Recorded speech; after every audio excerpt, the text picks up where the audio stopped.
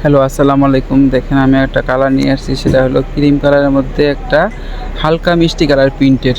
অনেক সুন্দর একটা প্রিন্ট, হালকা মিষ্টি কালার এই ক্রিম কালারের মধ্যে। কিন্তু আমার টেবিলটা সাদার জন্য এই জন্য কালারটা এরকম হয়ে গেছে।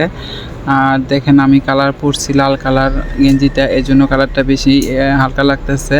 তারপরেও দেখেন কালারটা অনেক সুন্দর। জামাটা হলো 44 ইঞ্চি লম্বা।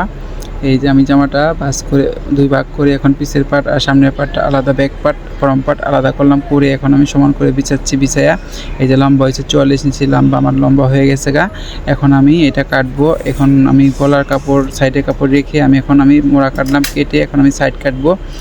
কেটে আমার এই দেখেন এটা ভ্যান কলার পুরা ভ্যান দিয়ে জামা করবো। আমি সাইড কাটে ফেললাম। এই যে গ্যাপটা হয়েছে 26 ইঞ্চি, আমি এটা কাটলাম। আমার জামা কাটা শেষ হয়ে গেছে গা। এখন আমি হাতাটা প্লাজো করব।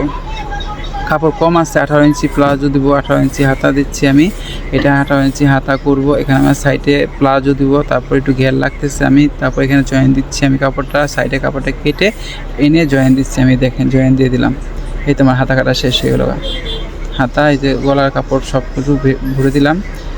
আর এখন আমি কাটবো হলো সালোয়ারটা এক পাশে কাজ করা আছে, আমি এটা প্যান্ট সেলার করব।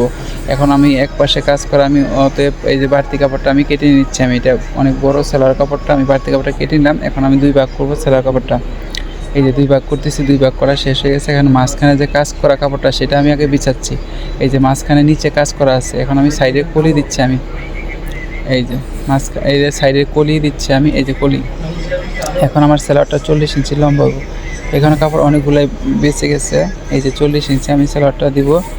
এখন আমার কাপড়টা 40-এর সেলারটা অনেক বড় হয়ে যায়, তারপর আমি কেটে ফেললাম।